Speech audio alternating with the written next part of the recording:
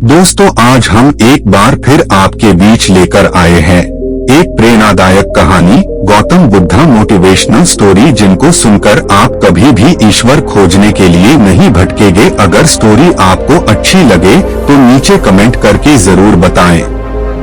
तो चलिए शुरू करते हैं आज की कहानी। उस वक्त की बात है जब भगवान बुद्ध इस धरती पर अवतरित थे। एक व्यक्ति जिसके पास धन दौलत की कोई कमी नहीं है, उसके साथ जीवन काटने वाली पत्नी और राम लक्ष्मण जैसे 2 बच्चे भी हैं, उसके पास सब कुछ है।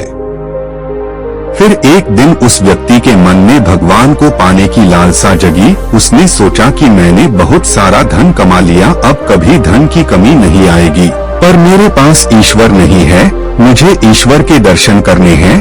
उस व्यक्ति ने ईश्वर खोजने की ठान ली। फिर उसने कई सारे मंदिरों और धर्म स्थानों का निर्माण करवाया, पर उसे ईश्वर के दर्शन नहीं हुए। फिर उसने दान पुण्य करना शुरू किया। उसके खजाने से कई सारा धन दान पुण्य में लगा दिया, फिर भी उसे ईश्वर नहीं मिले। फिर उस व्यक्ति ने सोचा कि अब मैं बड़े बड़े धामों के तीर्थ करता हूँ। उस व्यक्ति ने कई तीर्थ स्थानों के दर्शन किए। ऐसे ही 20 साल गुजर गए, पर उस व्यक्ति को ईश्वर नहीं मिले। भगवान को पाने की कोशिश करते करते वो इंसान थक गया और आखिरकार वो एक दिन महात्मा बुद्ध के पास गया और कहने लगा कि महात्मा, मैं 20 साल से ईश्वर को खोज रहा हूँ, पर मुझे ईश्वर कहीं भी नहीं मिले। क्या आप मुझे ईश्वर पाने का कोई मार्ग दिखा सकते हैं? उस व्यक्ति की बातें सुनकर महात्मा बुद्ध उससे पूछने लगे कि सुनो बालक, ईश्वर खोजना कोई बड़ी बात नहीं है, वह तो बड़ी आसानी से मिल जाते हैं। अच्छा, तुम ये बताओ कि ईश्वर को खोजने के लिए तुमने क्या किया और कहाँ-कहाँ खोजा? वह व्यक्ति बुद्ध को पूरी बात बताता है कि मैंने कई सारे मंदिरों और धर्म स्थानों का निर्माण किया, दान पुण्य किया और कई सारे तीर्थ स्थानों के दर्शन किए, फिर भी मुझे ईश्वर नहीं मिले। महात्मा बुद्ध उसकी बातें सुनकर हंस पड़े और कहा, ठीक है, तुम्हें ईश्वर के दर्शन करने हैं ना, तुम शाम के वक्त मेरे पास आ जाना, तुम्हें ईश्वर मिल जाएंगे। वो सज्जन खुश होकर चला गया कि मुझे आज ईश्वर के दर्शन होंगे।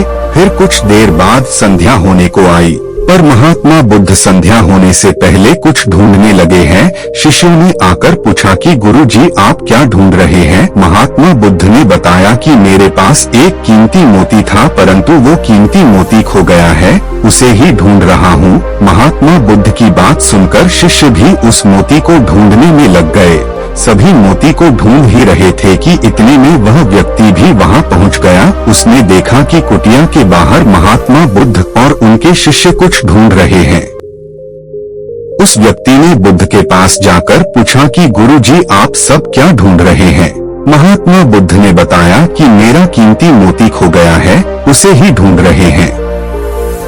यह सुनकर वो व्यक्ति भी उस खोए हुए मोती को पूरी लगन से ढूंढने लगा। ढूंढते ढूंढते रात होने को आई, पर मोती नहीं मिला। वह व्यक्ति परेशान हो गया। फिर महात्मा बुद्ध से पूछा कि गुरुजी, आपने आखिरी बार मोती को कहाँ देखा था? ठीक से याद कीजिए। महात्मा बुद्ध सोचकर बताते हैं कि मैंने आखिरी बार मोती को कुटिया के अंदर देखा था। यह सुनकर वह व्यक्ति थोड़ा गुस्से हो गया और बुद्ध से कहने लगा, लगता है आप में थोड़ी सी भी अक्ल नहीं है।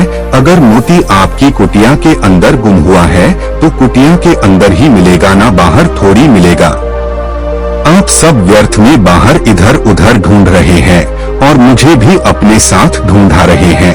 आप अपना तो समय व्यर्थ कर रहे हैं, पर दूसरों का भी समय व्यर्थ कर रहे हैं। फिर महात्मा बुद्ध उस व्यक्ति के सामने देखकर मुस्कुराने लगे। यह देखकर वह व्यक्ति बोला कि महात्मा, आप हंस रहे हैं, मुझे कुछ समझ में नहीं आया। महात्मा बुद्ध बोले, वत्स, मैं तुम्हें यहाँ बुलाकर यही तो समझाना चाहता था कि जिस ईश्वर को तुम 20 सालों से बिना सोचे इधर उधर ढूंढ रहे हो, उसे तुमने कभी अपने अंदर की कुटिया में खोजा ही नहीं। ईश्वर कभी खोजने से नहीं मिलते, उसके लिए तन मन पवित्र होना चाहिए, तभी ईश्वर के दर्शन होते हैं। अगर तुम ईश्वर के सच्चे दर्शन करना चाहते हो तो इधर उधर भटकना छोड़कर अपने अंतर आत्मा में ध्यान लगाओ, ईश्वर तुम्हें वही मिलेंगे।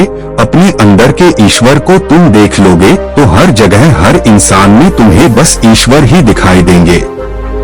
महात्मा बुद्ध की अमृत भरी वाणी सुनकर उस व्यक्ति अपनी गलती का एहसास हुआ और बुद्ध के चरणों में गिर पड़ा और माफी मांगते हुए कहा कि मैं व्यर्थ में ही इधर उधर भटक रहा था। वास्तव में तो ईश्वर हमारे अंदर ही होते हैं।